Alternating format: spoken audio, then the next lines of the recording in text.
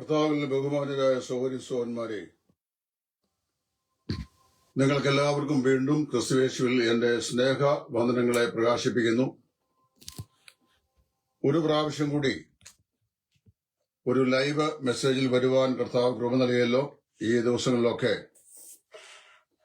ശരീര സംബന്ധമായി വേണ്ടത്ര ക്ഷേമം ഇല്ലാത്തതുകൊണ്ട് ഒരു ലൈവ് വരുവാനായി സാധിച്ചില്ല എന്നുള്ളതാണ് സത്യം. എങ്കിലും ഇന്ന് ഒരു ലൈവിൽ വിശ്വാസത്താൽ വരികയാണ്. രൂക്ഷമായ ചുമ ഉണ്ടെങ്കിലും കർത്താവ് അതിൽ സൗഖ്യം തരും എന്ന് കർത്താവിൽ വിശ്വസിക്കുന്നു. വിശുദ്ധ ലൂക്കോസിന്റെ സുവിശേഷം 15-ാം അധ്യായത്തിൽ നമ്മുടെ വാഴ്ത്തപ്പെട്ട കർത്താവായ യേശു 3 ഉപമകൾ പറഞ്ഞിട്ടുണ്ട്. ഈ 3 ഉപമകളും ദൈവത്തെ വിട്ട് അകന്ന് ദൂരവേ പോയി നാശയോഗ്യന്മാരായി ദൈവഭവനത്തിന്റെ വെളിയിലെറിയപ്പെട്ട പാപികളായ മനുഷ്യവർഗത്തിന് അപ്പന്റെ സന്തോഷത്തിലേക്ക് മടങ്ങി വരുവാൻ ദൈവം ഒരുക്കിയ പ്രൊവിഷൻ അത് സൂചിപ്പിക്കുന്ന മനോഹരമാകുന്ന ഒരു അധ്യായമാണ്. 3 ഉപമകളാണ് ഇവിടെ യേശു പറയുന്നത്. ഒന്ന്, നഷ്ടപ്പെട്ടു പോയ ഒരാട്. 2, നഷ്ടപ്പെട്ടു പോയ ഒരു ദ്രഹ്മ. 3-ാമതായി നഷ്ടപ്പെട്ടു പോയ ഒരു മകൻ. നഷ്ടപ്പെട്ടു പോയ ആടിനെ കുറിച്ച് പറയുമ്പോൾ, ഒരു ഇടയന് 100 ആടുണ്ടായിരുന്നു, അതിൽ 1 നഷ്ടമായി പോയി. ഒരു സ്ത്രീക്ക് 10 ദ്രഹ്മ, അതായത് 10 രൂപ കയ്യിലുണ്ടായിരുന്നു, അതിൽ 1 രൂപ നഷ്ടമായി. ഒരു പിതാവിന് 2 മക്കളുണ്ടായിരുന്നു, അതില് 1 മകൻ അവന് നഷ്ടമായി. ഇവിടെ നഷ്ടത്തിന്റെ അനുപാതം പറഞ്ഞിട്ടുണ്ട്.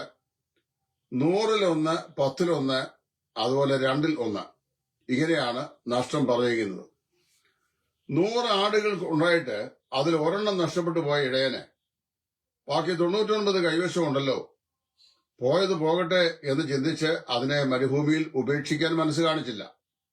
മറിച്ച് 99-നെയും മരുഭൂമിയിൽ വിട്ടിട്ട് കാണാതെ പോയ ആടിനെ അന്വേഷിച്ചു പോവുകയും അതിനെ കണ്ടെത്താകുന്ന ഇടം വരെ ചെന്നിട്ട് കണ്ടെത്തി അതിനെ ചുമലിലേന്തി തന്റെ വീട്ടിൽ ആലയിലേക്ക് വരികയും ചുറ്റുപാടുമുള്ള സ്നേഹിതരെയും ചാർച്ചക്കാരെയും എല്ലാവരെയും വിളിച്ചുകൂട്ടി, കാണാതെ പോയ എന്റെ ആടിനെ കണ്ടെത്തിയിരിക്കുന്നു, ആകയാൽ എന്നോടുകൂടെ സന്തോഷിപ്പീൻ എന്ന് പറഞ്ഞ് ഉത്സവം ആചരിക്കുകയും ചെയ്തു.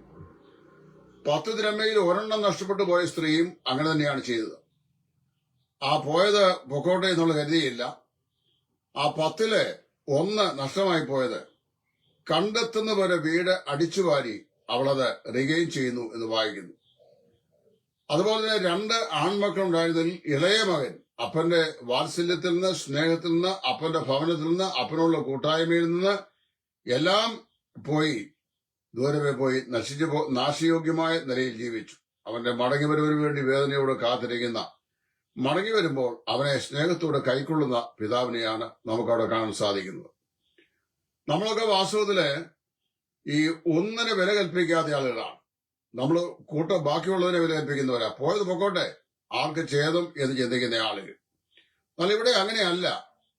ഈ 100-ന്റെ മൂല്യം 1-ആണ്. 100 ഒന്നുകൾ ചേർന്നാണ് ഒരു 100 എന്ന് പറയുന്നത്. അപ്പോ 100-ന്റെ മൂല്യം 1-ആണ്. നമ്മളൊക്കെ സാധാരണയായി സമൂഹത്തിനാണ് വില കൽപ്പിക്കുന്നത്. പ്രൊട്ടസ്റ്റന്റ് സമൂഹം, പെന്തക്കോസ്ത് സമൂഹം, ബാപ്റ്റിസ്റ്റ് സമൂഹം, എപ്പിസ്കോപ്പൽ സമൂഹം എന്നൊക്കെ ചിന്തിക്കുന്ന ആളുകൾ. ദൈവം വില കൽപ്പിക്കുന്ന വ്യക്തികൾക്കാണ്. അതുകൊണ്ടാണ് കർത്താവ് തന്നെ പറഞ്ഞു, കാണാതെ പോയതിനെ തെരഞ്ഞ് രക്ഷിപ്പാനല്ലോ മനുഷ്യപുത്രൻ വന്നത്. അപ്പൊ കർത്താവ് എല്ലായ്പ്പോഴും കാണാതെ പോയതിനെ കണ്ടെത്തി അതിനെ അന്വേഷിക്കുന്ന വ്യക്തിയായിരുന്നു. ഇന്നത്തെ എന്റെ ഇവിടുത്തെ ഈ പഠനത്തിന്റെ വിഷയം ഈ മുടിയനായ പുത്രനല്ല, മുടിയൻ പുത്രൻ നാം വിശേഷിപ്പിക്കുന്ന ഈ അപ്പന്റെ 2 മക്കളിൽ മൂത്ത മകനെ കുറിച്ചാണ് ഞാൻ പറയാൻ ആഗ്രഹിക്കുന്നത്. നമ്മൾ സാധാരണയായി കണ്ടിട്ടുള്ള പ്രശ്നങ്ങളെല്ലാം വീട് വിട്ടിറങ്ങിപ്പോയ ഇളയ മകനെ സംബന്ധിച്ചാണ്. ഇവിടെ മൂത്ത മകനെ കുറിച്ചാണ് ഞാൻ പറയാൻ ആഗ്രഹിക്കുന്നത്. അദ്ദേഹത്തെ കുറിച്ച് ചില കാര്യങ്ങൾ ദൈവാത്മാവ് പ്രകാശിപ്പിച്ചെന്നത് ഇവിടെ പറയാൻ ആഗ്രഹിക്കുന്നു. 1, അപ്പന്റെ അനുഗ്രഹത്തിനും സന്തോഷത്തിനും ഭാഗവാക്കാകുവാൻ മനസ്സില്ലാതെ നിൽക്കുന്ന മൂത്ത മകൻ. അപ്പന്റെ സന്തോഷത്തിനും അപ്പന്റെ അനുഗ്രഹത്തിനും അവൻ തടസ്സമായി നിൽക്കുകയാണ്. അപ്പനോട് ധിക്കാരപരമായ വസ്തുവകൾ ചോദിച്ച് വസ്തുവകയിൽ എനിക്ക് വരേണ്ടുന്ന പങ്ക് തരണമെന്ന് പറഞ്ഞ് അവയെല്ലാം വാങ്ങി ദൂരദേശത്തേക്ക് പോയി വേശ്യമാരോടും കൂടെ തിന്ന് അത് നശിപ്പിച്ച് നാറാണക്കല്ലാക്കി മടങ്ങി വരാൻ ശ്രമിക്കുന്ന ഒരു ഇളയ സഹോദരൻ. ഒടുവിൽ അപ്പന്റെ ഭവനത്തിലെ സന്തോഷത്തെപ്പറ്റി സുബോധം കൊണ്ട് അവൻ മാനസാന്തരപ്പെട്ട് അപ്പന്റെ ഭവനത്തിലേക്ക് മടങ്ങി വരുമ്പോൾ ഒരു പാപി എപ്രകാരം ദൈവസ്ഥനിലേക്ക് മടങ്ങി വരുമോ ആ അവസ്ഥയിൽ തന്നെ യാതൊരു വിമുഖതയും കാണിക്കാതെ ദൈവം അവനെ സ്വീകരിക്കുന്നു എന്നുള്ളതിന്റെ മനോഹരമായ ദൃഷ്ടാന്തം ചൂണ്ടിക്കാണിക്കുന്ന സംഭവമാണ്. ആ വീട്ടിൽ വലിയ ഉത്സവ പ്രതീതി ഉണ്ടായി. ഇളയ മകനെ അപ്പന് ദാസനെ പോലെയല്ല, സ്വന്തം മകനെ പോലെ ഇരട്ടി മാനത്തിന് യോഗ്യനായി അവനെ എണ്ണുകയും അവനെ സ്വീകരിക്കുകയും അതുപോലെ തന്നെ അവനെ അനുഗ്രഹിക്കുകയും ചെയ്ത ഈ പിതാവ് ഇത് കണ്ടു കഴിഞ്ഞപ്പോൾ ഈ അപ്പന്റെ അനുഗ്രഹത്തെയും അപ്പന്റെ സന്തോഷത്തെയും അംഗീകരിക്കാനോ അതിന് ഭാഗവാക്കാക്കുവാനോ മനസ്സില്ലാത്തവനായിട്ടാണ് ഈ മൂത്ത മകനെ നമുക്ക് കാണുന്നത്. 2, അവൻ വയലിൽ നിന്ന് വരികയായിരുന്നു. അവിടെ ശ്രദ്ധിക്കുന്ന വിഷയം ഇവന്റെ താമസം അപ്പന്റെ കൂടെയാണ്. ഇളയ മകൻ വീട് വിട്ടിറങ്ങി പോയി അപ്പന്റെ വസ്തുക്കളെല്ലാം നാനാവിധമാക്കി അവന് കിട്ടാവുന്ന അവകാശമെല്ലാം അവൻ പിടിച്ചു പറിച്ചു, അതെല്ലാം കൊണ്ടുപോയി നശിപ്പിച്ചു കളഞ്ഞു.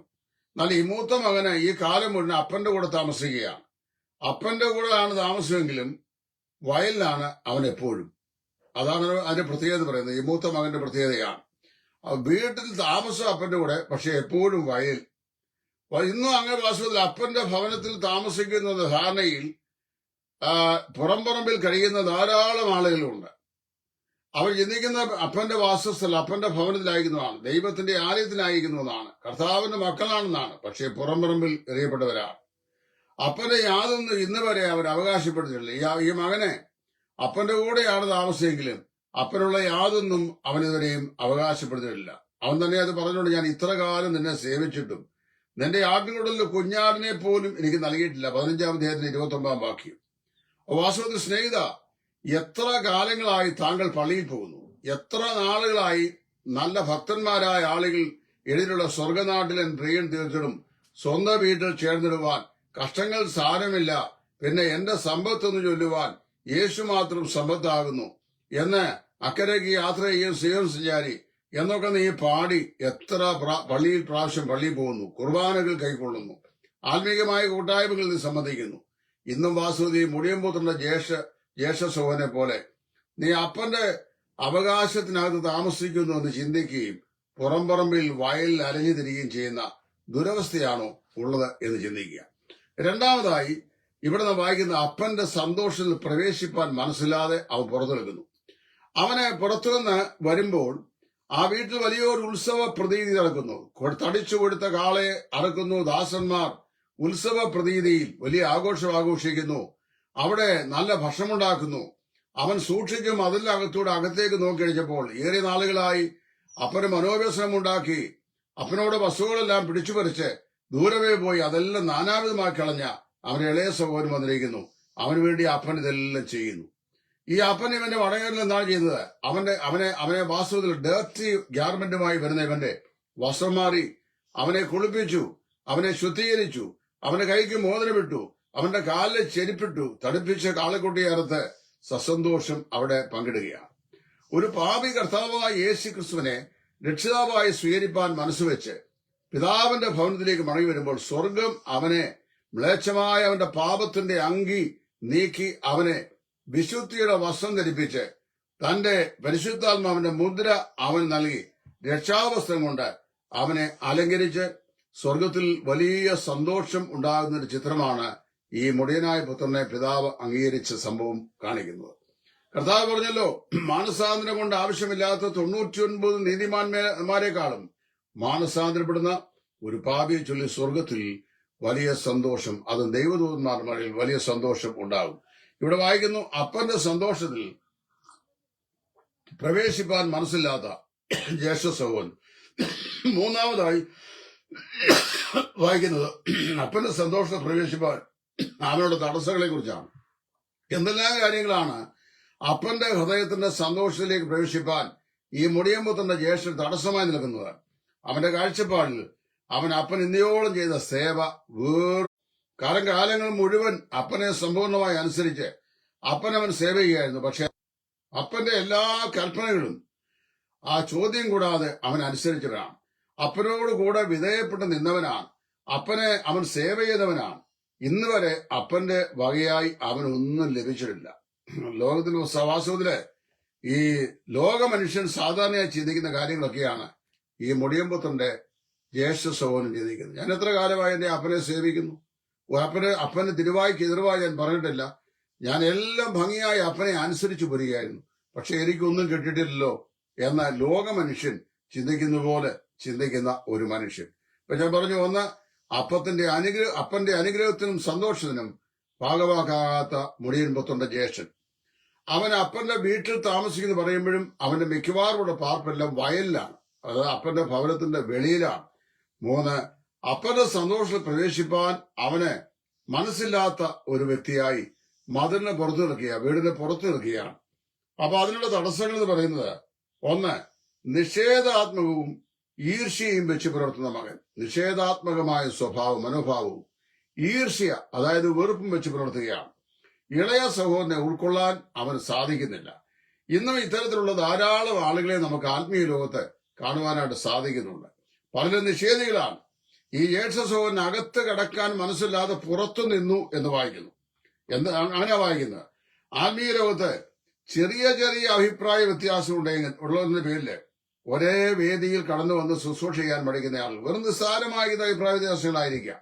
ഉപദേശപരമോ മറ്റേ പ്രായോഗികത സംബന്ധിച്ചോ ഒക്കെ ഉള്ള ചെറിയ ചെറിയ അഭിപ്രായ വ്യത്യാസങ്ങൾ ഒരു വേദിയിൽ ഒന്നിച്ച് കടന്നു വരുവാൻ കഴിയാതെ രഹസ്യമായ രാഷ്ട്രീയം കളിക്കുന്ന തങ്ങളെക്കാൾ കേമന്മാരായ ശുശ്രൂഷകരാണ് തങ്ങൾ എന്ന് ചിന്തിക്കുന്ന ധാരാളം ആളുകളെ ആത്മീയ ലോകത്ത് നമുക്ക് കാണാൻ സാധിക്കുന്നുണ്ട്. പിടിവാശിക്കാരായ ആളുകളാണ് അങ്ങനെയുള്ള ആളുകൾ. ഈ മുടിയൻപുത്തന്റെ ജ്യേഷ്ഠൻ വാസ്തുവിലെ പിടിവാശിക്കാരായ നിസ്സാരമായ കാരണങ്ങൾ, അഭിപ്രായ വ്യത്യാസങ്ങൾ കണ്ടിട്ട് സഹകരിക്കാൻ പറ്റുകയില്ല, സഹകരിപ്പിക്കാനും സാധിക്കുകയില്ല എന്ന് പറഞ്ഞ് ദൂരവേ മാറി നിൽക്കുകയും മാറ്റി നിർത്തുകയും ചെയ്യുന്ന അസൽ ആത്മീയ ലോകത്തെ രാഷ്ട്രീയ കളിക്കാരായ ആളുകളുടെ മനോഹരമായ ഒരു ചിത്രമാണ് ഇവിടെ നമ്മൾ വായിക്കുന്നു. അപ്പൻ കൈകൊണ്ട് പ്രസാദിച്ച ദൈവദാസന്മാരെ സ്വർഗത്തിലെ ദൈവം കൈക്കൊണ്ട് തന്റെ പുത്രനായ യേശു ക്രിസ്തു രക്തത്താൽ കഴുകി വിശുദ്ധീകരിച്ച് പരിശുദ്ധാത്മാവിനാൽ മുദ്രയിട്ട് വേർതിരിച്ച് തന്റെ നാമത്തിന്റെ മഹത്വത്തിനായി ദൈവം വിളിച്ച് ശുശ്രൂഷകൾ ഫലമേൽപ്പിച്ച ദൈവദാസന്മാരെ മറ്റു പല ആളുകളുടെയും സ്വാർത്ഥ താല്പര്യങ്ങൾക്കും വചനവിരുദ്ധമായ നിലപാടുകൾക്കും അനുകൂലമായി വർത്തിക്കുന്നില്ല എന്നുള്ള കാരണത്താൽ വളരെ ദാർഷ്ട്യത്തോട് പെരുമാറുകയും അവരെ പുറന്തള്ളുകയും അവരോടുകൂടെ സഹകരിക്കാൻ മനസ്സില്ലാതെ അവരെ വേറും കൊള്ളാത്തവരെ പോലെ എഴുതിത്തള്ളുകയും അവർക്കെതിരെ ദൂഷണവിധികൾ പറഞ്ഞു പരത്തി ഉപേക്ഷിക്കുകയും ചെയ്യുന്ന, അങ്ങനെ സ്വർഗസ്ഥനായ പിതാവിന്റെ സന്തോഷത്തെ കെടുത്തി കളയുന്ന ധാരാളം ആളുകൾ ആത്മീയ ലോകത്തുമുണ്ട്. അടുത്തതായി നമ്മൾ ഇതിനെക്കുറിച്ച് വായിക്കുന്നത് പിറുപിറുപ്പുകാരനായ ജ്യേഷ്ഠൻ. അവൻ പുറത്തുനിന്നുകൊണ്ട് ചെയ്യാണ്, മുർമർ ചെയ്യുകയാണ്, പിറുപിറുക്കുകയാണ്. ആദ്യകാല വിശുദ്ധന്മാരിൽ നിന്ന് നാം എത്രയോ വ്യത്യസ്തരായ ആളുകളായി ഞാനും നിങ്ങളും മാറിയിരിക്കുന്നു. കാരാഗ്രഹത്തിലും പൗലോസും ശീലാസും താന് സുവിശേഷനിമിത്തം പീഡനം സഹിച്ച് ചങ്ങലകളാൽ ബന്ധിതനായി അവിടെ കഴിയുമ്പോഴും നമ്മൾ വായിക്കുന്നത് അവർ അർദ്ധരാത്രിയിൽ പാടി ദൈവത്തെ സ്തുതിച്ചു എന്നാണ്. നമ്മൾ ഓരോരുത്തരും സമൃദ്ധിയിലും മുഷിപ്പന്മാരും പിറുപിറുക്കുന്നവരുമായി പല കൂടുതലാണ്. പകലന്തിയോളം പിറുപിറുത്താൽ രാത്രിയാകുമ്പോൾ നാം തളർന്നു പോകുക എന്നുള്ളത് സ്വാഭാവികമായ ഒരനുഭവമാണ്. പല വിശ്വാസികളിലും രൂഢമൂലമായി കാണുന്ന ഒരു സ്വഭാവ പ്രത്യേകതയുണ്ട്, അതായത് പിറുപിറുപ്പ്. ചില കുടുംബാംഗങ്ങളെ ചൊല്ലി പിറുപിറുക്കുന്നു, മറ്റു ചിലർ തങ്ങളുടെ ജോലിയെ ചൊല്ലി പിറുപിറുക്കുന്നു. വേറെ ചില ആളുകൾ മറ്റുള്ളവർ തെറ്റുകളെയും കുറ്റങ്ങളെയും കണ്ടെത്തുവാൻ അതീവ ജാഗ്രതയുള്ളവരായി സഹവിശ്വാസികളെയും സുവിശേഷകന്മാരെയും മറ്റും പിറുപിറുക്കുന്ന ആളുകൾ തങ്ങളുടെ സ്വാർത്ഥപരവും വചനവിരുദ്ധമായ ആവശ്യകതകൾ നിവർത്തിക്കപ്പെടുന്നില്ല എന്ന് കാണുമ്പോൾ അവർക്ക് വിരോധമായി പിറുപിറുക്കുകയും ദോഷം പ്രവർത്തിക്കുകയും മനസ്സില്ല, അകത്ത് വരുവാൻ മനസ്സില്ല, അകത്ത് പ്രവേശിക്കാൻ മനസ്സില്ല എന്നുള്ള നിലയിൽ നിൽക്കുകയും ചെയ്യുന്ന ആളുകൾ. ഇനി അടുത്തതായി ഇവരെക്കുറിച്ച് വായിക്കുന്നത് ഇടറിപ്പോയ ഒരു മനുഷ്യനാണ് ഈ മുടിയമ്പുത്തുള്ള ജ്യേഷ്ഠൻ. രണ്ട് കാര്യങ്ങളിലൂടെ ഞാൻ പറഞ്ഞു. ഒന്ന്, അപ്പന്റെ അനുഗ്രഹത്തിനും സന്തോഷത്തിനും ഭാഗവാക്കാകുവാൻ മനസ്സില്ലാതെ അവൻ ഇരിക്കുന്നു. 2, നിഷേധാത്മകമായ ഭാവവും ഈർഷ്യയും അവൻ സഹോദരനോട് വെച്ചു പുലർത്തുന്നു. 3, അവൻ ഇടറിപ്പോയ സഹോദരനാണ്.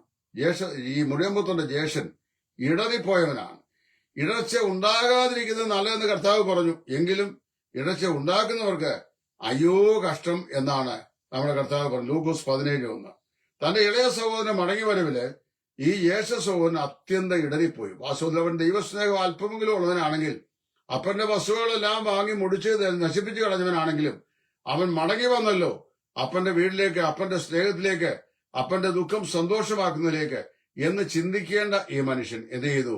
അവൻ ഇടറിപ്പോവുകയാണ്, തന്റെ സഹോദരൻ ഇടറിപ്പോവുകയാണ്. വാസ്തവത്തിലെ മറ്റുള്ള ആളുകളുടെ നിസ്സാരമായതോ ഗൗരവമായതോ തെറ്റുകൾ അത് നമ്മൾ കാണുമ്പോൾ നമുക്ക് അവരോട് മനസ്സലിവുണ്ടാകണം. അവർ അന്തിമമായി വിധി കൽപ്പിച്ച് സദാകാലത്തേക്ക് എഴുതിത്തള്ളുകയാണ് ചെയ്യേണ്ടത്. അങ്ങനെ ചെയ്യുന്ന സ്വഭാവക്കാരായി എന്തെങ്കിലും നിസ്സാരമായ ഒരു കാര്യം കണ്ടാൽ അത് ജീവകാലം മുഴുവൻ തങ്ങളുടെ ഡയറിയിൽ ആ കാര്യങ്ങളെ എഴുതി വെച്ചിട്ട് ഹൃദയത്തിന്റെ ഡയറിയിൽ അത് വെച്ചു പുലർത്തിക്കൊണ്ട് സദാകാലത്തേക്കും അങ്ങനെയുള്ളവരെ ഉൾക്കൊള്ളാൻ മനസ്സിലാതെ ദൂരവേ എറിഞ്ഞു കളയുന്ന ഹൃദയകാഠിന്യമുള്ള നിഷ്ഠൂര സ്വഭാവമുള്ള ആളുകളുടെ പിതാവാണ് ഈ മുടിയും പുത്രന്റെ ജ്യേഷ്ഠൻ. അവനവന്റെ സഹോദരൻ ഇടറിപ്പോയി. കർത്താവ് പറഞ്ഞു, ഇടർച്ച ഉണ്ടാകാതിരിക്കുന്നത് ദുർലഭം, എങ്കിലും അത് ഉണ്ടാക്കുന്നവന് അയ്യോ കഷ്ടം എന്നാണ് പറഞ്ഞത്. അവന്റെ വിഷയം തന്റെ കാര്യമല്ല, സഹോദരന്റെ കാര്യമാണ് അവന് വിഷയം. അവൻ എങ്ങനെ ആയിരിക്കുന്നു എന്നുള്ളത് അവന് പ്രശ്നമല്ല. അവൻ ഏത് അവസ്ഥയിലായിരിക്കുന്നു. അപ്പന്റെ ഭവനത്തിലാണെന്ന് പറയുമ്പോൾ തന്നെ വെളിമ്പറമ്പിൽ വയലിലാണ് അവന്റെ മിക്കവാറുമുള്ള സമയം മുഴുവൻ ചെലവഴിക്കുന്നത്. വാസ്തവത്തിൽ അപ്പുറമുള്ള നിരന്തരമായ സഹിത്വം അവന് സാധിക്കുന്നില്ല. അപ്പോഴും നാം വായിക്കുന്നു, അവന്റെ ഡെസ്റ്റിനി, അതായത് അവന്റെ ചിന്ത പ്രശ്നം എന്താണെന്നുള്ളതല്ല, അവന്റെ സഹോദരന്റെ കാര്യമാണ് അവന്റെ ഏറ്റവും വലിയ വിഷമം. സ്വന്തം വീട്ടിലും സ്വന്തം ജീവിതത്തിലും പരിഹരിക്കാൻ കഴിയാത്ത, നികത്തുവാനാവാത്ത പ്രശ്നങ്ങൾ കിടക്കുമ്പോഴും മറ്റുള്ളവരുടെ ജീവിതത്തിലെ കുറവുകളും കുറ്റങ്ങളും കണ്ടെത്തി അതിനെ ഊതി വീർപ്പിച്ച് ഏതെങ്കിലും നിലയിൽ അവരെ വിഷമിപ്പിക്കുവാൻ, ഉപദ്രവിക്കുവാൻ ശ്രമിക്കുന്ന ആളുകളുണ്ട്. എന്താ ഗലാത്യലേഖനം 6-ാം അധ്യായത്തിന്റെ 1-ാം വാക്യത്തിൽ പൗലോസ് പറയുന്നത്? സഹോദരന്മാരെ, ഒരു മനുഷ്യൻ വല്ല തെറ്റിലും അകപ്പെട്ടു പോയാൽ, അവിടെ ഒരു മനുഷ്യൻ പറയുമ്പോൾ ഏത് മനുഷ്യനും ഏത് തെറ്റും സംഭവിക്കാം. ഭൂമിയിൽ ഒരു തെറ്റും സംഭവിക്കാത്ത ഒരു മനുഷ്യനും ഭൂമിയിലില്ല. ഉപദേശിമാർക്കില്ല, മൂപ്പന്മാർക്കില്ല, വിശ്വാസികൾക്കില്ല, ഏറ്റവും വലിയ പുള്ളികൾ എന്ന് പറയുന്ന ആളുകൾക്കും ഒരു പക്ഷെങ്കിൽ പ്രത്യക്ഷമായി മറ്റുള്ളവർ നോട്ടീസ് ചെയ്യപ്പെടാത്തതായ മണ്ഡലങ്ങളിലെ തെറ്റുകളെങ്കിലും ആന്തരികമായി പല തെറ്റുകളുണ്ടാവാം. നമ്മൾ എത്രയോ ആളുകളുണ്ട്. എന്റെ ജീവിതത്തിൽ ഒരുപാട് തെറ്റുകളുണ്ട്, ഞാൻ അതൊക്കെ സമ്മതിക്കുന്നവനാണ്. അപ്പൊ ദൈവസഭയില് നമുക്ക് എല്ലാവർക്കും തെറ്റുണ്ടാകും. പക്ഷെ എന്താ പൗലോസ് പറയുന്നത്? ഒരു മനുഷ്യൻ വല്ല തെറ്റിലും അകപ്പെട്ടു പോയാൽ ആത്മീകരായ നിങ്ങൾ അങ്ങനെയുള്ളവരെ എന്ത് ചെയ്യണം? സൗമ്യതയുടെ ആത്മാവിൽ യഥാസ്ഥാനപ്പെടുമെന്ന് നോക്കണം. ഒരു തെറ്റെടുത്തിന്റെ ജീവിതത്തിൽ സംഭവിച്ചു പോയാൽ ജീവകാലം മുഴുവൻ അവൻ കൊള്ളാത്തവനാണെന്ന് മുദ്രയടിച്ച് അവനെ എന്നേക്കും ഒഴിച്ചു നിർത്തുന്ന സംവിധാനം ദൈവികമല്ല. ദൈവവചനം അങ്ങനെ പറയുന്നുമില്ല. കർത്താവ് പറഞ്ഞതറിയാവോ? എന്റെ സഹോദരനോട് എത്ര പ്രാവശ്യം വട്ടം ഞാൻ ക്ഷമിക്കണം എന്ന് പത്രോസ് ചോദിച്ചപ്പോൾ 770, അതൊരു സംഖ്യ പറയുന്നത് 490 പ്രാവശ്യം ക്ഷമിക്കണമെന്നല്ല, എത്ര പ്രാവശ്യം അവൻ തെറ്റിയതല്ല അവനോട് ക്ഷമിക്കണമെന്നാണ് അതിന്റെ അർത്ഥം. അതായത് തെറ്റുകൾ ആർക്കും സംഭവിക്കാം. പക്ഷെ ഇവിടെ വായിക്കുന്നറിയാമോ? അവന് തന്റെ സഹോദരനെതിരെ ആരോപണങ്ങളും കുറ്റങ്ങളും അത് അടർത്തിയെടുത്തിട്ട് അത് ആരോപിച്ച് അവനെ അകത്ത് പ്രവേശിപ്പിക്കാതിരിക്കാനും അവൻ അപ്പന്റെ സന്തോഷത്തിന് വിഘാതമായി നിലകൊള്ളുവാനുമാണ് ഈ മുടിയമ്പുത്തന്റെ ജ്യേഷ്ഠൻ ശ്രമിക്കുന്നത്. അവന്റെ ഭാഷ്യം നോക്കണം. നിന്റെ ഈ മകൻ വന്നപ്പോൾ അവനുമായിട്ട് യാതൊരു ബന്ധവും അവനില്ല. പ്രിയപ്പെട്ട സഹോദരന്മാരെ, നമ്മളൊക്കെ തമ്മില് ഏതെങ്കിലുമൊക്കെ വിഷയങ്ങളിൽ നിസ്സാര അഭിപ്രായ വ്യത്യാസങ്ങൾ കാണും. 100% യോജിച്ചു പോകാൻ കഴിയുന്ന ആളുകൾ വളരെ കുറവാകും. ഭാര്യയും ഭർത്താവും ഒന്ന് ജീവിച്ചാൽ പോലും 100% ഭാര്യയുടെ സ്വഭാവങ്ങളും പ്രവൃത്തികളും ഭർത്താവിന്റെ സ്വഭാവങ്ങളും പ്രവൃത്തികളും 100% കറക്റ്റ് ആയിട്ട് ഞങ്ങൾ ജീവിക്കുന്നവരാണെന്ന് പറയാൻ കഴിയുന്ന ഒരൊറ്റ ഭാര്യ ഭർത്താക്കന്മാരുമില്ല. ഇല്ലെന്നാണ് എന്റെ അഭിപ്രായം. അതൊക്കെ ഉപദേശിമാര് പ്രസംഗിക്കുമ്പോൾ സ്റ്റേജിൽ വെച്ച് ഒരുപാട് കാര്യങ്ങളൊക്കെ പറയാം. അതൊന്നും അത്ര 100% ശരിയല്ല. അത് അവരതിശയോക്തിയൊക്കെ പറയുന്നതാണ്. നീ ഏതെങ്കിലും ഒരു വിഷയം പറയുകയാണ്, ഞങ്ങൾക്ക് യാതൊരു പ്രശ്നവുമില്ല, ഞങ്ങളുടെ വീട്ടിൽ ഒരു വിഷയമില്ലെന്ന് പറയാം. അത് എങ്ങനെയുണ്ടെന്ന് അറിയാവോ? ഈ ഭാര്യ പറയുന്നതിനൊന്നും യാതൊരു എതിർപ്പും പറയാതെ അതിനെല്ലാം യേസ് എന്ന് പറയുന്ന പുരുഷന്മാരുണ്ടെങ്കിൽ അവിടെ ഒരു പ്രശ്നം കാണിക്കില്ല. അല്ലെങ്കിൽ എന്തെങ്കിലുമൊക്കെ പ്രയാസങ്ങളും പ്രശ്നങ്ങളും ഒക്കെ ഉണ്ടാവും. അങ്ങനെ അത് മനുഷ്യ സഹജമാ. അങ്ങനെ അതല്ലാതെ ദൈവദൂതന്മാരായിട്ട് ആരും ഈ ഭൂമിയില്ല. അപ്പൊ ഇവൻ പറയുകയാണ്, നിന്റെ ഈ മകൻ വന്നപ്പോൾ ഇവനുമായിട്ട് യാതൊരു ബന്ധവും ഈ ജ്യേഷ്ഠ സഹോദരൻ ഉള്ളതായിട്ട് തോന്നുന്നില്ല. നമ്മള് എത്രമാത്രം നമ്മുടെ ഹൃദയങ്ങളിൽ മറ്റുള്ളവരെ ഉൾക്കൊള്ളാൻ കഴിയാത്ത സ്വഭാവ പ്രകൃതി ഉണ്ടായാലും അവർ നമ്മുടെ സഹോദരന്മാരാണ്. കർത്താവ് സങ്കീർത്തകൻ എന്താ പറഞ്ഞേ? ഭൂമിയിലുള്ള വിശുദ്ധന്മാരോ അവർ എനിക്ക് പ്രസാദമുള്ള ശ്രേഷ്ഠന്മാർ തന്നെ. എനിക്ക് നിങ്ങൾ ചെല്ലോടെ അനിഷ്ടമുണ്ടോ ചിന്തിക്കുക. അല്ലെ നിങ്ങൾ ചിലർക്ക് എന്നോട് അനിഷ്ടമുണ്ടോ ചിന്തിക്കുക. അതുകൊണ്ട് എന്റെ ദൈവത്തിന് എന്നോടോ നിങ്ങളോടോ അനിഷ്ടമുണ്ടോ? കർത്താവിന്റെ മക്കളാണ് നമ്മൾ, ദൈവമക്കളാണ്. നാം അന്യോന്യം കൈക്കൊള്ളേണ്ടവരാണ്, സ്വീകരിക്കേണ്ടവരാണ്, ബലഹീനകൾ താങ്ങേണ്ടവരാണ്. ഓരോരുത്തരും താന്റെ ചുമട് ചുമക്കണം എന്ന് പറയുമ്പോൾ തന്നെ അന്യോന്യം ഭാരങ്ങളെ വഹിപ്പീൻ എന്ന് ദൈവവചനം വളരെ വ്യക്തമായി പറഞ്ഞിട്ടുണ്ട്. മറ്റൊരാളുടെ ഭാരം എന്റെ ഭാരമാകുന്നത് എങ്ങനെയെന്ന് ചോദിച്ചാൽ പലരും ഒഴിഞ്ഞു മാറണം. അങ്ങനെയല്ല, മറ്റൊരാളുടെ ഭാരം എന്റെയും കൂടെ ഭാരമാണ്. അതുകൊണ്ട് എന്ത് ചെയ്യണം? മറ്റുള്ളവരുടെ ഭാരങ്ങൾ അവരെ താങ്ങാൻ, അവരെ ആശ്വസിപ്പിക്കുവാൻ നമുക്ക് സാധിക്കണം. എരുതിയിൽ എണ്ണയൊഴിക്കുന്ന സ്വഭാവമല്ല. മറ്റുള്ളവരുടെ ബുദ്ധിമുട്ടുകൾ, മാനസിക സംഘർഷങ്ങൾ, പ്രയാസങ്ങൾ, ഇവയിൽ നമുക്ക് അവർക്ക് താങ്ങും തണലും ആശ്വാസവുമായിരിക്കണം. ജീവിതത്തിന്റെ ഒരു പ്രത്യേക ബുദ്ധിമുട്ടുള്ള സമയത്തും നമുക്ക് എന്ത് ചെയ്യണം?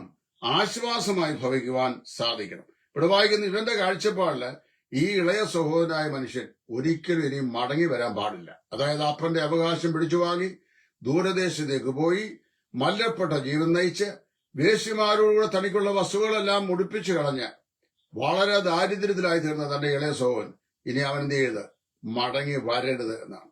പ്രിയമുള്ളവരെ, നമ്മുടെയൊക്കെ വീടുകളിൽ നമുക്ക് പിള്ളേരുണ്ട്, നമുക്ക് മക്കളുണ്ട്, കൊച്ചുമക്കളുണ്ട്, നമ്മുടെ റിലേറ്റീവ്സ് ഉണ്ട്. അവരിൽ എല്ലാ ആളുകൾക്കും ഒരു സ്വഭാവമല്ല. ഒരപ്പൻ 6 മക്കളുണ്ടെങ്കിൽ 6 പേർക്കും 6 സ്വഭാവമാണ് ഉള്ളവര്. അപ്പൊ 6 സ്വഭാവമുള്ള ആളുകളില് ഒരാളുടെ സ്വഭാവം അല്പം മോശപ്പെട്ടാണ് ചിന്തിക്കുക. അവൻ ഇനി ഒരു കാലത്തും എന്റെ വീട്ടിൽ വരാൻ പാടില്ല എന്ന് കരുതുന്നവൻ അപ്പനല്ല. അവൻ ഒരു കാലത്തും നമ്മുടെ വീട്ടിൽ വന്ന് സഹവസിക്കാൻ പാടില്ല എന്ന് ചിന്തിക്കുന്ന ജ്യേഷ്ഠ സഹോദരനല്ല. ശ്രദ്ധിക്കണം, ദൈവം ക്രിസ്തുവിൽ നിങ്ങളെ കൈക്കൊണ്ടതുപോലെ നിങ്ങളും അന്യോന്യം കൈകൊള്ളും എന്നാണ് ദൈവത്തിന്റെ വചനം പറയുന്നത്. അപ്പൊ ഇവൻ പറയുന്ന ഇവൻ മടങ്ങി വരാൻ പാടില്ല. അത് വന്നാൽ തന്നെ അപ്പന്റെ യാതൊരു പരിഗണനയും ഇളയ മകന് ഇനി അനുഭവിക്കാൻ പാടില്ല. അങ്ങനെയുണ്ടോ? അവന് ലോജിക്കലി ചിന്തിച്ചു കഴിഞ്ഞാൽ അവന് കിട്ടേണ്ടതൊക്കെ വാങ്ങിച്ചുകൊണ്ടാൻ പോയതാ. ഇനി ഒന്നുമില്ല, ബാക്കിയുള്ളതൊക്കെ എന്റെ ആണെന്ന് വേണേ പറയാം. പക്ഷേ നമുക്ക് ഈ ലോജിക്സിന്റെ അപ്പുറത്ത് ഏത് മനുഷ്യന്റെയും ഹൃദയത്തിൽ ദൈവം ആർദ്രത, കരുണ, മനസ്സലിവ് എന്നിങ്ങനെ ചില ക്വാളിറ്റികൾ പകർന്നിട്ടുണ്ട്. ഈ ആർദ്രത, കരുണ, മനസ്സലിവ് ഇത് നമ്മുടെ ഹൃദയങ്ങളിലേക്ക് ദൈവം പകർന്നുകൊണ്ടിരിക്കുന്നത് അത് അർഹമായിരിക്കുന്നവർക്ക് കൊടുക്കാൻ വേണ്ടിയാ. മനസ്സിലായല്ലോ? നമ്മുടെ ഹൃദയം കനിയേണ്ട സ്ഥലങ്ങളിൽ നമ്മുടെ ഹൃദയം കനിയണം. ആർദ്രത കാണിക്കേണ്ട സ്ഥലത്ത് ആർദ്രത കാണിക്കണം. അതുപോലെ തന്നെ മറ്റുള്ളവരോട് സ്നേഹം പങ്കിടേണ്ട സ്ഥലത്ത് സ്നേഹം പങ്കിടണം. അതിനാണ് ദൈവം നമ്മോട് ചെയ്തത്. ഞാനിങ്ങനെ ചിന്തിക്കുന്നു, നമ്മളൊക്കെ പല ആളുകളും നമ്മുടെ പ്രിയപ്പെട്ടവരോട് കാണിക്കുന്ന നെഗറ്റീവായിരിക്കുന്ന ആറ്റിറ്റ്യൂഡ് ദൈവം നമ്മോട് കാണിച്ചിരുന്നെങ്കിൽ എങ്ങനെയായിരുന്നു? നമ്മൾ രക്ഷിക്കപ്പെട്ട ശേഷം എത്രയോ തെറ്റുകൾ ചെയ്തിട്ടുണ്ട്, ഏതെല്ലാം പാപങ്ങൾ ചെയ്തിട്ടുണ്ട്, ഏതെല്ലാം നിലയിൽ കർത്താവിനെ വിഷമിപ്പിച്ചിട്ടുണ്ട്. ആ സമയത്ത് ഇവനെ രക്ഷിച്ച് തെറ്റായിപ്പോയി. മേലാൽ ഇനിയും എന്റെ ഭവനത്തിന്റെ അംഗമല്ല ഇവരെന്ന് ദൈവം തമ്പുരാൻ തീരുമാനിച്ചാൽ നരകത്തിലല്ലേ നമ്മൾ പോവുള്ളൂ. അങ്ങനെയല്ല, ദൈവം അങ്ങനെ ചെയ്യുകയില്ല. അത് പ്രത്യേകം ശ്രദ്ധിക്കണം. അപ്പന്റെ സന്തോഷത്തിനും അനേകരുടെ സന്തോഷത്തിനും മുഖാന്തരമായി തീരേണ്ട പലരും മുടിഞ്ഞു കാണുവാൻ ആഗ്രഹിക്കുന്ന ആദമ വിശ്വാസികളുടെ പ്രതിനിധിയാണ് ഈ മുടിയമ്പുത്തന്റെ ജ്യേഷ്ഠൻ. മനസ്സിലായി? ഞാനൊന്ന് ആവർത്തിച്ച് പറയാം. അനേക സഹോദരന്മാരും അനേക സഹോദരിമാരും സ്വർഗസ്ഥനായ പിതാവിന്റെ സന്തോഷത്തിനും അപ്പന്റെ സന്തോഷത്തിനും അനേകരുടെ സന്തോഷത്തിനും, അപ്പന്റെ സന്തോഷം മാത്രമല്ല മറ്റുള്ള അനേകരുടെ സന്തോഷത്തിനും അനുഗ്രഹത്തിനും കാരണമായി തീരേണ്ട ആളുകൾ മുടിഞ്ഞു പോകാൻ ആഗ്രഹിക്കുന്ന ആളുകളുടെ പ്രതിനിധിയാണ് ഈ മുടിയമ്പുത്തന്റെ ജ്യേഷ്ഠൻ. അവൻ അത്ര ഭരിക്കുകയൊന്നുമല്ല. അവന്റെ വാചകങ്ങൾ കൂടി തന്നെ ആ കാര്യങ്ങൾ നമുക്ക് മനസ്സിലാക്കാൻ സാധിക്കുന്നുണ്ട്. ഇത്തരത്തിലുള്ള പാപങ്ങൾ ദൈവവേലയ്ക്ക് എത്രമാത്രം എതിരാണ്, വിരോധമായിട്ടാണ് നിലനിൽക്കുന്നത് എന്ന് നമ്മൾ മനസ്സിലാക്കണം. നമ്മുടെ ജീവിതത്തില് മറ്റുള്ളവരെ ക്ഷമിക്കാൻ, കരുതാൻ, മറക്കാൻ, തെറ്റുകളെ അത് ജീവിതത്തിൽ സംഭവിച്ചാൽ അതിനെ ഉപേക്ഷിച്ചിടാൻ, ദൈവം ക്ഷമിച്ച തെറ്റുകളെ മാന്തിയെടുക്കാൻ വിശ്വാസിക്ക് ആർക്കെങ്കിലും അവകാശമുണ്ട്. ഒരുതിനൊരു തെറ്റ് ചെയ്തു, അവൻ കർത്താവിനോട് അതെന്റെ തെറ്റിനെ ഏറ്റുപറഞ്ഞ് നിരപ്പ് പ്രാപിച്ചു. അതിനെ പോയി മാന്തിയെടുത്ത് അങ്ങനെയല്ല, കർത്താവ് നിന്നോട് ക്ഷമിച്ചാലും ഞാൻ നിന്നോട് ക്ഷമിക്കരുതെന്ന് പറയാൻ നമുക്ക് എന്ത് റൈറ്റ് ആണുള്ളത്? ദൈവം ക്രിസ്തുവിൽ നമ്മോട് ക്ഷമിച്ച പോലെ നാമും അന്യോന്യം ക്ഷമിക്കുക. അവന് ഇടർച്ച വരുത്തിയ ദോഷങ്ങൾ നോക്കി, അവന്റെ ഇടർച്ച അവന് വരുത്തിയ ദോഷങ്ങൾ, അതായത് മുടിയമ്പുത്തന്റെ ജ്യേഷ്ഠന്റെ ഹൃദയത്തിന്റെ ഇടർച്ച മനോഭാവം അവന് തന്നെ വരുത്തിയ ചില ദോഷങ്ങൾ അവിടെ രേഖപ്പെടുത്തിയിട്ടുണ്ട്. അതെന്തൊക്കെയാന്ന് നോക്കാം. സ്വന്തം പിതാവിലും അവന്റെ സഹോദരനും ഇടറിപ്പോയ ജ്യേഷ്ഠ മകന് എന്തെല്ലാം നഷ്ടങ്ങളാണ് ഉണ്ടായെന്ന് നമ്മൾ ചിന്തിച്ച് മനസ്സിലാക്കണം. അപ്പനോടും അനുജനോടും കൂടെ സന്തോഷിക്കൊണ്ടവൻ, അതായത് അവന്റെ സ്വന്തം പിതാവിനോടും അവന്റെ സഹോദരനോടും കൂടെ സന്തോഷം പങ്കിട്ടവൻ അതിന് കഴിയാതെ മാറി മതിലിന്റെ പുറത്ത് ഏകനായി നിൽക്കുകയാണ്. നോക്കിക്കോണേ, നമ്മൾ സഭയായിട്ടൊക്കെ ഒന്നിച്ചു കൂടുമ്പോൾ രക്ഷിക്കപ്പെട്ട ദൈവങ്ങളുടെ കൂട്ടമാണ് സഭ. നമുക്ക് സന്തോഷമുണ്ട് കർത്താവിൽ.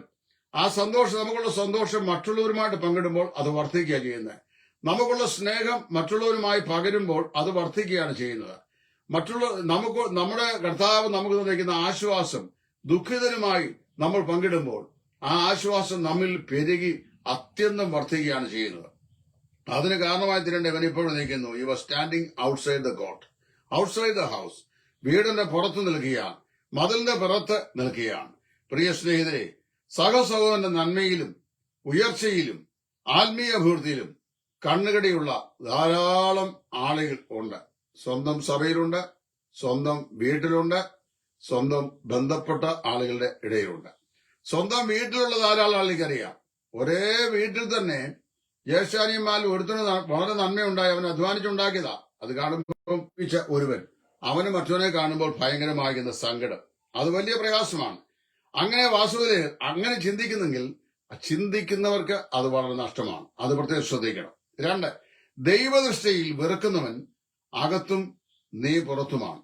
മുടിയനായ പുത്രൻ അപ്പന്റെ എല്ലാ വസ്തുവകളും കവർന്ന് എടുത്തുകൊണ്ട് പോയി അതെല്ലാം നഷ്ടപ്പെടുത്തി കഴിഞ്ഞു. അപ്പൊ ദൈവദൃഷ്ടിയിൽ വെറുത്തവനായി തീർന്നവൻ ഇപ്പോൾ അകത്ത്, അവനെ ദൈവം അംഗീകരിച്ചു എന്ന് വ്യാജേന ചിന്തിച്ചവൻ പുറത്ത്. ഇതാണ് സംഭവിച്ചത്.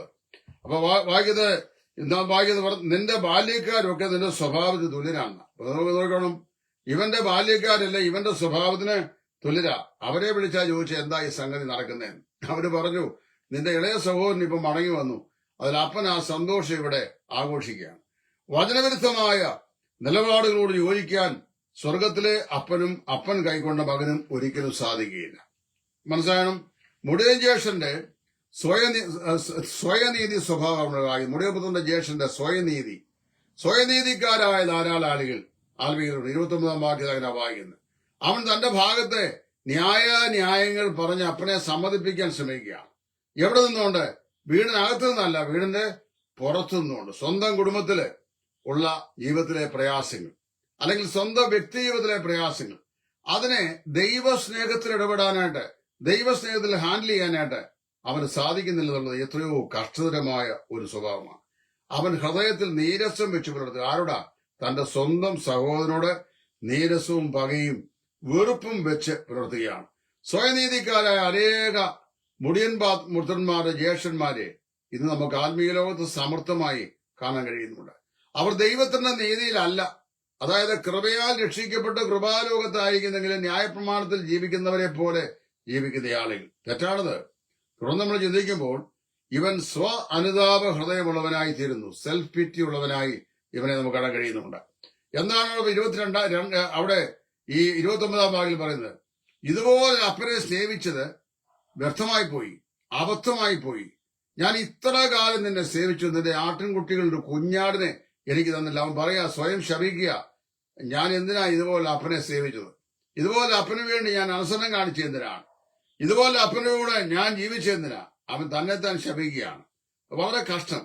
ഈ മനോഭാവം സഹോദരന്റെ പാപത്തെ വലിയതായി കാണാൻ അവനെ പ്രേരിപ്പിച്ചു. അതായത് അപ്പന്റെ ഹൃദയത്തിന്റെ വിശാലത എന്താണെന്ന് മനസ്സിലാക്കാൻ കഴിയാത്ത ഇവന് തന്റെ സഹോദരനെ, അവന്റെ പാപത്തെ വലുതായി കാണാൻ ശ്രമിച്ചു. സ്വന്തം കണ്ണിൽ നീണ്ട കോലിലേക്ക് സഹോദരന്റെ കണ്ണിലെ കരട് എടുക്കാൻ ശ്രമിക്കുന്നവർക്ക് തുല്യനാണ് ഈ മുടിയൻ പുത്രന്റെ ജ്യേഷ്ഠൻ.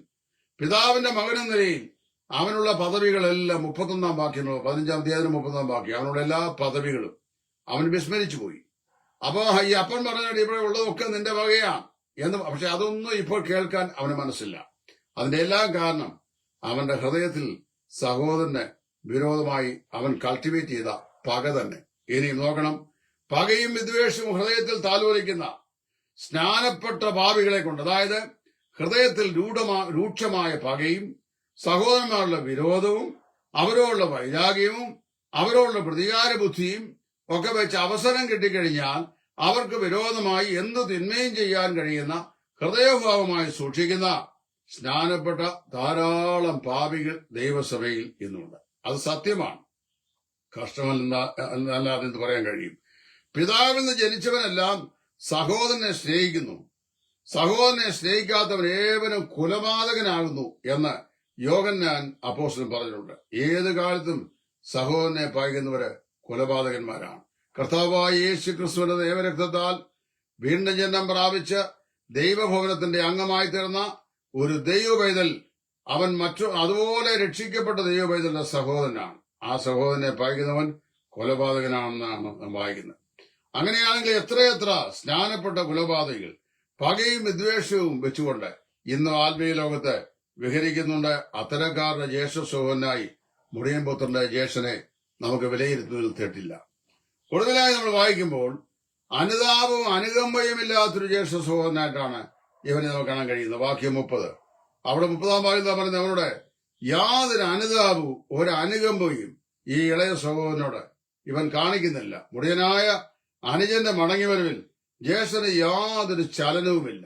ഏറെ നാളുകളായി അപ്പൻ എന്റെ മകൻ എപ്പോൾ മടങ്ങി വരും എന്ന് ആലോചിച്ചുകൊണ്ട് അവൻ ദൂരവേ വിഷാദ വദനനായി നോക്കിയിരിക്കുകയാണ്. അവന് വലിയ പ്രത്യാശയുണ്ടാണ്, ഒരു നാളിൽ എന്റെ വീട് വിട്ടിറങ്ങിപ്പോയ മകൻ മടങ്ങി വരും. അവൻ വളരെ ദുഃഖിച്ചും അതേസമയത്ത് പ്രാർത്ഥിച്ചും വളരെ ആശയോടും പ്രത്യാശയോടും കൂടെ ഈ മകന്റെ മടങ്ങിവരവിന് കാത്തിരിക്കുകയായിരുന്നു. പക്ഷെ നാം വായിക്കുന്നു, ഇവന് യാതൊരു ചലനവുമില്ല. ഹൃദയശൂന്യൻ എന്ന് വേണമെങ്കിൽ ഈ ജ്യേഷ്ഠനെ വിളിക്കുന്നതിൽ യാതൊരു തെറ്റുമില്ല. ഹൃദയശൂന്യനായ മനുഷ്യൻ. ഏത് വിധത്തിലും കഠിനഹൃദയരായി തീർന്ന അനേകരെ ഇന്ന് നമുക്ക് കാണാൻ സാധിക്കുന്നുണ്ട്. മറ്റുള്ള ആളുകളോട് ദയ കാണിക്കേണ്ടിടത്ത്, മനസ്സലിവ് കാണിക്കേണ്ടിടത്ത്, ക്രിസ്തുവിനുള്ള സ്നേഹം നമുക്ക് കാണിക്കേണ്ട സ്ഥാനത്ത്, ദൈവം ക്രിസ്തുവിൽ നമ്മെ കൈക്കൊണ്ടതുപോലെ അന്യോന്യം കൈക്കൊള്ളേണ്ട സ്ഥാനത്ത് കഠിനഹൃദയരായി, ചലനമറ്റവരായി, മാനസാന്തരമില്ലാത്തവരായി നമുക്ക് അനേകരെ കാണാനായിട്ട് സാധിക്കുന്നത്. എന്തുകൊണ്ടാണ് അവന് യാതൊരു ചലനവും മാറ്റവും ഇല്ലാതായി തീർന്നത്? അവൻ അപ്പന്റെ വീട്ടിൽ നിന്ന് ദൂരത്തായിരുന്നത് തന്നെ കാരണം. മനസ്സിലായല്ലോ? സ്വന്തം വീട്ടിൽ തന്നെയാണ് താമസമെങ്കിലും അപ്പന്റെ ഹൃദയം അവനില്ല. അതാണ് ഏറ്റവും വലിയ ദോഷം. അപ്പന്റെ വീട്ടിലാണ് താമസം, പക്ഷെ എന്തില്ല, അപ്പന്റെ ഹൃദയമില്ല. നമ്മൾ സ്വർഗത്തിന്റെ ദാനമായി സ്വർഗീയ ഭവനത്തില് വസിക്കുന്നവരായി സ്വർഗത്തിലെ പിതാവിന്റെ മക്കളാണെങ്കിൽ എന്ത് ചെയ്യണം? സ്വർഗീയ പിതാവിന്റെ സ്വഭാവവും അനുകമ്പയും നമുക്ക് ജീവിതത്തിൽ ഉണ്ടാകണം. അപ്പൻ കരുതുന്നവനാണ്. എന്നാൽ ഈ ജ്യേഷ്ഠനോ, നാം വാസ്തവത്തിൽ ചിന്തിക്കണം, ജ്യേഷ്ഠന് ആ കരുതലില്ല, അപ്പന് കരുതലുള്ളവനാണ്. മുടിയന്റെ ജ്യേഷ്ഠനെ കുറിച്ചാണ് ഇതുവരെ നമ്മൾ പിടിച്ച മുടിയമ്പുത്രനായ മനുഷ്യന്റെ ജ്യേഷ്ഠൻ. എന്റെ കാഴ്ചപ്പാടിൽ വാസ്തവത്തിൽ മുടിയമ്പുത്രൻ ഈ മുടിയന്റെ ജ്യേഷ്ഠനാണ്. നമ്മൾ സാധാരണ അനുജനെയാണ് മുടിയമ്പുത്രൻ എന്ന് പറയുന്നത്. അവൻ അപ്പന്റെ സന്തോഷത്തിനും അനുഗ്രഹത്തിനും ഭാഗവാക്കാകുവാൻ ഇഷ്ടമില്ലാത്തവനായിരുന്നു.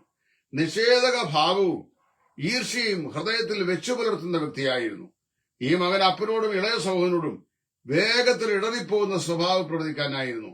അനുതാപവും അനുകമ്പയുമില്ലാത്ത ഹൃദയത്തിന്റെ ഉടമസ്ഥനായിരുന്നു ഈ മൂത്ത മകൻ. മുടിയനെ പറ്റി ഘോരഘോരം പ്രസംഗിക്കുന്ന ധാരാളം ആളുകൾ ഇന്ന് ആത്മീയ ലോകത്ത്, ശുശ്രൂഷ ലോകത്തുണ്ട്. എവിടെ ചെന്നാലും മുടിയൻപുത്രനെ സംബന്ധിച്ച് പ്രസംഗിക്കുന്ന ധാരാളം ആളുകൾ. പലരും മുടിയന്റെ ജ്യേഷ്ഠനെ പറ്റി അപൂർവമായി മാത്രമേ മിണ്ടാറുള്ളൂ. കാര്യം മുടിയന്റെ ജ്യേഷ്ഠനെ കുറിച്ച് ചിന്തിച്ചു കഴിഞ്ഞാൽ ഇവനേക്കാൾ മുടിയൻ അവനാണെന്ന് വാസ്തവത്തിൽ നമുക്കറിയാവോ? മാനസാന്തരം കൊണ്ട് ആവശ്യമില്ലാത്ത 99 നീതിമാന്മാരെക്കാളും മാനസാന്തരപ്പെടുന്നൊരു ഭാവിയെ ചൊല്ലി സ്വർഗത്തിൽ ദൈവദൂതന്മാർ മധ്യേ അധികം സന്തോഷം ഉണ്ടാകുന്ന തിരുവനന്തപുരത്തിൽ വായിക്കുന്നു.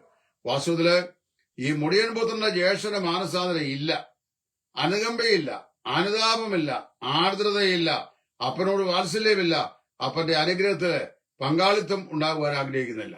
പക്ഷേ ഇവിടെ നമ്മൾ അവനെക്കുറിച്ച് ആരും സംസാരിക്കാറില്ല. കാരണം അവനെപ്പറ്റി പറഞ്ഞാൽ നമ്മുടെ പല പാപ സ്വഭാവങ്ങളും പൊന്തി വരും. അതാർക്കും ഇഷ്ടമല്ലല്ലോ.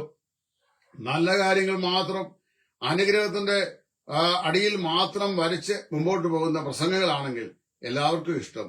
മുടിയൻപുത്രന്റെ ജ്യേഷ്ഠന്റെ കാര്യം പ്രസംഗിച്ചാൽ ഒരു പക്ഷെങ്കിൽ നമുക്ക് പോലും അറിയാൻ വയ്യാത്ത നമ്മിൽ ഒളിഞ്ഞു കിടക്കുന്ന പല പാപ സ്വഭാവങ്ങളും തലപൊക്കി പുറത്തു വരാൻ സാധ്യതയുള്ളൂ. ജീവിതത്തിൽ ഞാനും നിങ്ങളും താലോലിക്കുന്ന പാപങ്ങളെ ദൈവസ്ഥനിലേറ്റ് പറയണം. വ്യാജേന പിതാവിന്റെ ഭവനത്തിന്റെ അംഗങ്ങളാണെന്ന് ചിന്തിക്കുകയും അതേസമയത്ത് അപ്പന്റെ സന്തോഷത്തിൽ ഭാഗവാക്കാകാതിരിക്കുകയും ചെയ്യുന്ന ഹൃദയഭാവം എത്രയോ കഠിനമായ ഭാവമാണ്. മുടിയൻ തന്റെ ലംഘനങ്ങളെ ഏറ്റു പറഞ്ഞ് കരുണ ലഭിക്കുന്നവർക്കും പിതാവിന്റെ വാത്സല്യത്തിലേക്ക് പ്രവേശിക്കുന്നവർക്കും നല്ല ഒരു ചിത്രമാണ്. ഇളയ മകനെ തന്റെ ലംഘനങ്ങളെ ഏറ്റു പറഞ്ഞു. അവൻ പറഞ്ഞു, അപ്പാ, ഞാൻ സ്വർഗത്തോടും നിന്നോടും പാപം ചെയ്തിരിക്കുന്നു. ഇനി നിന്റെ മകനെന്ന് വിളിക്കപ്പെടുവാൻ ഞാൻ യോഗ്യനല്ല എന്ന് പറഞ്ഞ് ദൈവകൃപയിലെ മുമ്പാകെ കർത്താവിന്റെ ആർദ്രതയുടെയും സ്നേഹത്തിന്റെയും മുമ്പാകെ സാഷ്ടാംഗം വീണിട്ട് കൃപയ്ക്കായി യാചിക്കുന്ന ഭാവിയുടെ ചിത്രമാണ് മുടിയമ്പുത്രൻ. മുടിയമ്പുത്രന്റെ ജ്യേഷ്ഠനോ തന്റെ ലംഘനങ്ങളെ ഏറ്റുപറയാതെ ശാഠ്യം കാണിക്കുന്നവർക്കും നിഴലായി എന്നേക്കും നിലകൊള്ളുകയാണ്. നിങ്ങൾ ഇവൽ ഏത് കൂട്ടത്തിൽപ്പെടും? മുടിയൻപുത്രന്റെ ജ്യേഷ്ഠന്റെ റാങ്കിൽ വരുമോ? അതോ സാക്ഷാൽ മുടിയൻപുത്രൻ നാം വിധി എഴുതിയ ഇളയവൻ അനുദപിച്ച ദൈവസ്ഥൽ വന്ന് പിതാവിന്റെ സന്തോഷത്തിലേക്ക് പ്രവേശിച്ച ആ മകന്റെ ലിസ്റ്റിൽ വരുമോ? നിങ്ങളെ തന്നെ ചിന്തിക്കുക. ഞാൻ ഇപ്പോൾ നിങ്ങളോട് സംസാരിച്ച ഈ വിഷയം തെരഞ്ഞെടുത്ത എന്റെ 60 പ്രസംഗങ്ങൾ എന്ന പുസ്തകത്തിന്റെ 2ാമത്തെ വാല്യം ഇപ്പോൾ പുറത്തിറക്കിയിരിക്കുന്ന ഈ പുസ്തകത്തിലെ ഞാൻ പ്രസംഗിച്ച വന്ന ഒരു പ്രസംഗ വിഷയമാണ്. അതിനകത്തുണ്ട് ഇതും ഇതുപോലെയുള്ള മനോഹരമായ ആത്മീക ചിന്തകൾ 60 പ്രസംഗങ്ങൾ അതുപോലെ എഴുതിയിട്ടുള്ള മനോഹരമായ ഗ്രന്ഥമാണ്. 400 രൂപയാണ് ഈ പുസ്തകത്തിന്റെ വില. അത് പോസ്റ്റ് അയച്ചു തരുന്നവർക്ക്, ഈ 400 രൂപ അയച്ചു തരുന്നവർക്ക് രജിസ്റ്റേർഡ് തപാലിൽ ഈ പുസ്തകം അയച്ചു തരുന്നതാണ്. ഏതാനും ചില കോപ്പികൾ കൂടെ ഞങ്ങളുടെ കയ്യിലുണ്ട്. ആവശ്യമുള്ളവർക്ക് ഇത് ഞാൻ ഈ പുസ്തകത്തിലെ ഒരു പ്രസംഗം, ഒരു സാമ്പിൾ പ്രസംഗം, മുടിയൻപുത്രന്റെ ജ്യേഷ്ഠന്റെ പാപങ്ങൾ എന്ന ടൈറ്റിൽ നിങ്ങളുടെ മുമ്പാകെ അവതരിപ്പിച്ചിരിക്കുന്നു. നിങ്ങൾ താല്പര്യമുള്ളവർ ഈ പുസ്തകത്തിനായി ഓർഡർ ചെയ്യുക. എന്റെ നമ്പറിൽ ഗൂഗിൾ പേ ചെയ്താൽ മതി. 999995715708. I repeat, 9999571570. ഈ നമ്പറിൽ ഗൂഗിൾ പേ ചെയ്യുക. നിങ്ങൾ വാട്സാപ്പിൽ നിങ്ങൾ മേൽവിലാസം തരിക. പുസ്തകം ഞങ്ങൾ അയച്ചിടുന്നതാണ്. ഈ ചിന്തകൾ നിങ്ങൾക്കേറ്റവും ഒരു വിചിന്തനത്തിനും അനുഗ്രഹത്തിനും ദൈവത്തിലേക്കുള്ള മടങ്ങിവരവിനും ഹൃദയകാഠിന്യം ഉപേക്ഷിച്ച് ദൈവം കൈക്കൊണ്ടവരെ ഹൃദയഭാരത്തോടെ കൈക്കൊള്ളുവാനുള്ള വിശാല മനസ്സും നിങ്ങൾക്കും എനിക്കും നൽകേണ്ടതിനായി നമുക്ക് പ്രാർത്ഥിക്കാം. ദൈവം ഏവരെയും അനുഗ്രഹിക്കട്ടെ. ക്രിസ്തുവിൽ നിങ്ങളുടെ കൂട്ടുസഹോദരൻ സുവിശേഷകൻ ടൈറ്റസ് ഫ്രം ഇടയാറുള്ള. Thank you. God bless U.